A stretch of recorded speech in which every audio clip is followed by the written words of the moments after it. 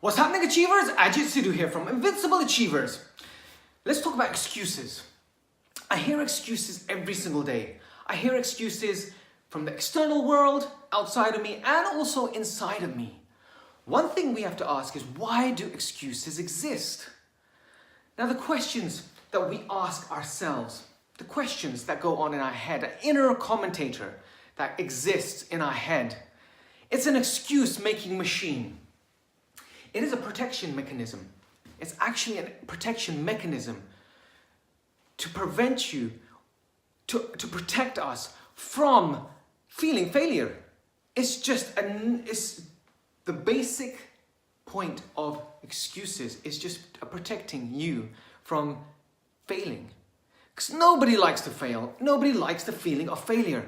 But the one thing that is clear through history, and it will continue to be this way, success does not occur without perceived failure.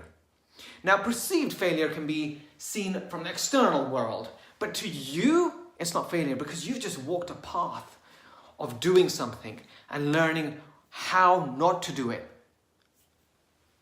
and having that experience. They always say in business world, if you're going to invest in someone, you should always ask them two questions.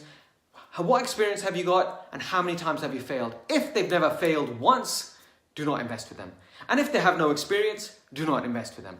That's the two key factors when investors make a decision initially. So going back to the excuse making, when it comes to excuses, it goes all the way back to our ancestral days when we were in the cavemen, when we didn't know what was right and what was wrong and what would affect us if we went and pat the lion or whatever, the saber tooth in those days. Hey, how you doing, little kitty? And it takes you out. It was a protection mechanism to say, don't do that. Maybe just stay inside. It's raining. Do not go there. You actually failed last time when you tried jumping off that cliff and you nearly broke your leg. Maybe don't do it again. So once the cavemen, our ancestors, decided to make that a habit inside of us, they decided to get the DNA and etch this into us so we do not fail. We do not feel the failure. In a sense, created a small little bubble where we live. However, there's 3 points that I want to talk about in regards to excuses. Why are you making the excuse? Now, you're going to ask yourself, why are you making the excuse? I make excuses. Initially, it's programmed into me. However, I've trained myself to figure out when an excuse comes. And just through this video, you will realize when you are making excuses as well, because awareness is the key. And then overcoming them immediately. Why are you making an excuse? Now, with myself, I've got two points. One over here, and I'm smack bang in the middle. One is I have so much work that piles up on me from every single angle. It's almost like a whole army is on a cliff and they got the arrows and they shoot down at me all at once and I see them all flying at me, and that's the amount of work that's coming towards me. The other one is the opportunities that I have. I have so many opportunities that I can take on board and keep moving forward with. And so with that struggle of dealing with the arrows and all the issues of life, and then all the opportunities that I've got, I'm smack bang in the middle, thinking, do I go this way? Do I go that way? And I feel overwhelmed. I think everyone has felt that emotion of overwhelm. And when you feel overwhelmed, you just have to stop, because the inner chat will start. Excuses. And once you're in that excuse mode, you're going down in a spiral and going straight down, and you end up not moving at all. There is no momentum that's built up because you're just stagnated, being pulled left, right, don't know where to go. The other aspect is priorities. And so when you do feel overwhelmed, it is always good to get a piece of paper and figure out what your priorities are. But then sometimes we have to think, or our brain makes something more of a priority, like watching a TV show or going out with our friends, or doing something rather than moving forward with our opportunities. Now, I'm not saying that that's not a bad thing. Going out with friends, relaxing, having your own time is crucial to move forward. You got to put your own oxygen mask on first before you start helping others. But it does not mean you start putting the oxygen mask on and you start putting other people's oxygen masks on you as well and just decide to just have a cushy life for yourself and not help others around you. That's where priorities come in play. So you need to think about the priorities. Is it more crucial that you go out, or for myself, all my family knows and my friends know that my priority is doing a workout. And when I'm asked to do something, I always have to think, right, I can't do this. It's going to take my space of the workout. However, anyone who knows me, this is my core. This is where all my energy comes from. Doing a workout is where I reset myself. And if I don't do that, then I'm not able to move forward. So that becomes a priority. So there's an excuse that is made. But you just have to analyze, is the excuse worthy? Now, if I was just going to sit down and watch a TV show, then no, it's not. The other thing is laziness. Are you lazy? You don't want to be lazy. I don't think any of you achievers who are watching this are lazy. So let's just move on from there. But if you are lazy, let's figure out how to get rid of the laziness. But the truth of all those three things that I've spoke about, which is priority, overwhelm, and laziness, is comfort zone. We create a small circle around us, and we like staying in this little comfort bubble. But in this bubble, we can't see what's outside. We think there's wolves and bears and beasts outside this bubble. So we decide to stay in. Well, we do not decide. It's our subconscious, because it makes an excuse. Do not do that because you're going to fail. You're going to do this. This is going to happen. Oh my gosh.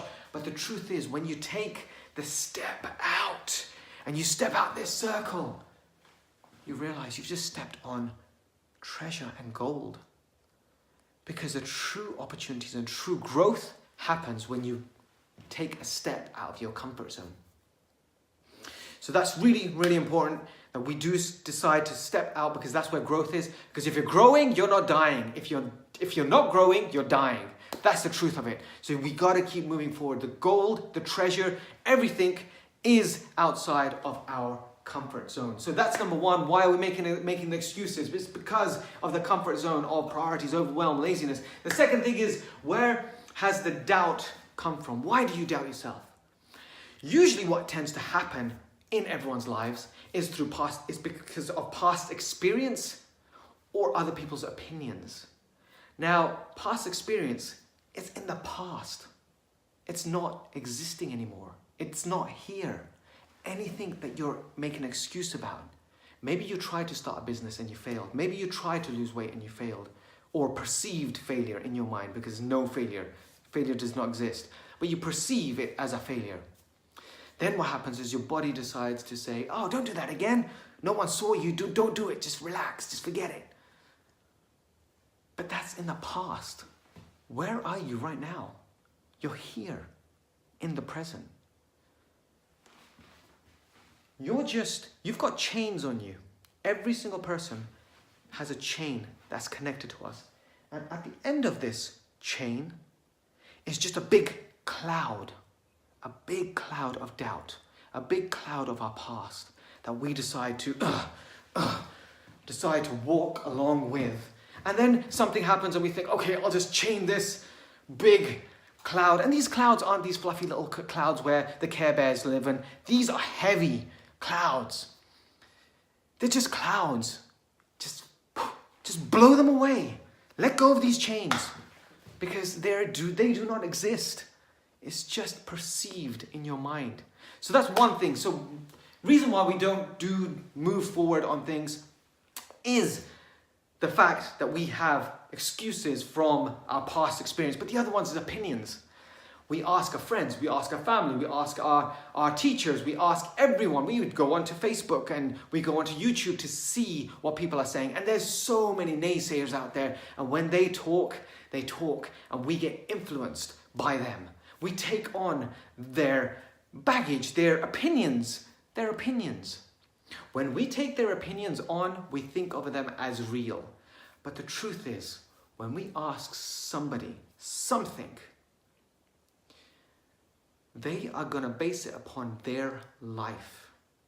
And if they're basing their opinion, their advice, their gold that they're about to give you on their life, guys, I don't know about you, but every single person has a different life, different circumstances, different uniqueness, different skills. How can we and why can we take advice and put it into our heart and decide not to do something? We take it from our parents, we take it from our brothers and sisters, we take it from our friends, our best friends, and we say, no, they said that I can't do it.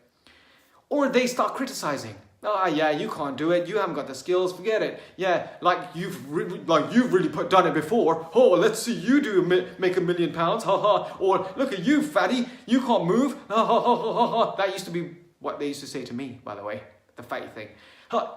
That's where you can either take it on board and go down the spiral of doubt, straight down to hell, or you can think, are you qualified to make that assumption, that advice, that criticism? That's where you should start. Whenever there comes a place where you are making excuses based upon people's opinions, criticisms, you should think, are you qualified? Now, if they are qualified, because there are some people that have walked down the path that you want to walk on, then you should take it as positive criticism, because you should take it on board and improve yourself. And that's where you keep moving forward. You do not say, oh, that person, the guru that I'm following, or the leader or the mentor that I'm following has decided to say that I'm X, Y, and Z and I can't do it. No, they have actually said to you some advice. They've given you gold. Take it on board and move forward. So now you got where are you making excuses?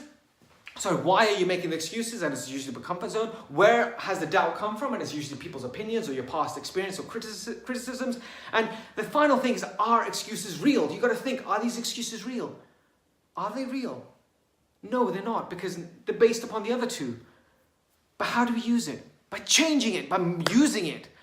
Stallone used it when they told him, you're rubbish, your script is rubbish, get out of here, you're not going to achieve anything, go away. And he had written the Rocky the movie, and that went on to become, to this day they're still making Rocky and Creed Part 2. It's still going, the franchise. He's still making money from it. It's made him a huge success. But if he had taken people's opinions and criticism on board, he wouldn't have achieved anything.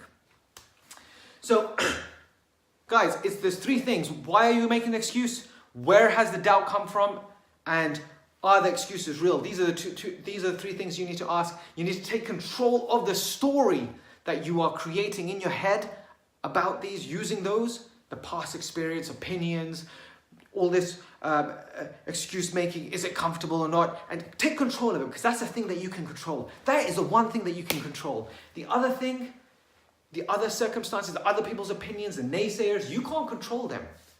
And there's no point in even going down the route of arguing with them, because it's just going to create negativity. Just let them go.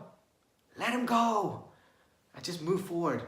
Use their energy, the negative energies that they try to chuck on you, and turn it around and make it positive.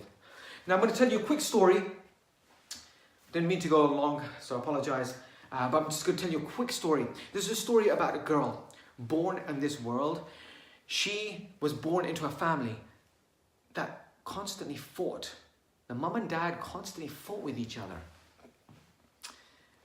And she used to watch them fight continuously, and all she wanted to do was make their life happy. She wanted to try changing them to spread love.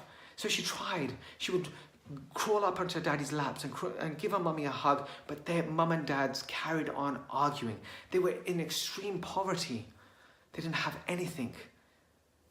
And eventually, they had to send this girl off to live with her grandfather on a farm. Now, the grandfather was really poor as well, and in this farm, it wasn't a big farm, but they had potato sacks. And so what the grandfather used to do was make dresses out of these potato sacks and put it on this girl. But eventually, at the age of 6, she finally reunited with her mother. But her mother was constantly working. She would work and work just to try to make ends meet. And this girl, all she wanted was some love, but also to make a difference in her mum's life. She used to see what a struggle it was. Being independent, staying at home by herself, she began to grow. She started becoming better at taking care of herself. Some relatives used to come around, cousins, family, friends, and they would sometimes come over when the mum wasn't there, and when the girl was there by herself. Unfortunate circumstances took place when she was the age of 9 to 13, where cousins, family, friends, and uncle began raping her. She ran away in distress at the age of 13, and she was pregnant. She had a baby boy, but she couldn't take care of him, and that baby boy died. And at the age of 14, through devastation, through all this misery that's happened to her, she decided to go and live with her father because she didn't want to go back to a situation which reminded her of all these negative things, the demons that would rise up in her head. She was trying to change them, shift them, make them better. So she went to live with her father, who was a barber. And there she started to have a bit of normality. There she started to go inside of her, and see all these excuses now that was being made. Excuses, valid excuses. Her past experiences, horrible events, demons in her head. She used to stand there in her mind whilst being in a bedroom and see these horrible demons come up and stand above her, and she would stand up in front of them and say, "You do not take control of me." And she started changing her life. She started improving her life. She went into the books. She started to read. She started to study. Eventually she went to college, and she became one of the top students in her college. And at the age of 19, she got a job, a dream job that she thought she would do great in. However, she was told that she was useless by the top people in that company, and told her she won't do any good in this. Now, she could have taken that. She thought, I can take this as the last straw that will break my back from everything that's happened to me in my life. Or I might as well use this as a piece of coal that's going to fuel my fire. And she did. She improved herself. And finally, she landed a great job, a great TV show called AM Chicago. And that became a huge hit in America and became one of the best morning TV shows. And the directors and the executives decided to change the name of the show from AM Chicago to Oprah Winfrey Show. Oprah went on to change millions and millions of people's lives. And on top of that, she became a billionaire. But she changed the lives of so many people. And she continues to change people's lives in a TV show that she's got at the moment, Change Your Life TV, where she has 22 million female followers, where she influences them. She's been branded and classified as the most influential spiritual teacher. Now, if she had taken on all those past experiences, excuses, events, people telling her that she can't do it, that's enough to cripple a person. But she rose from the ashes, saw her demons, destroyed them, moved forward, and went on to change millions and millions of lives. One of our sayings, and I hope I don't get this wrong, is not only, I've got it written down here, so I'm going to be looking down because I do not want to get this wrong. This is so valuable. Not only are you responsible for your life, but doing the best at this moment puts you in the best place for the next moment. And that's Oprah Winfrey's saying. Just that concept, just that saying summarizes everything. So guys, keep adding value to people's lives. Keep moving forward. Spread the love.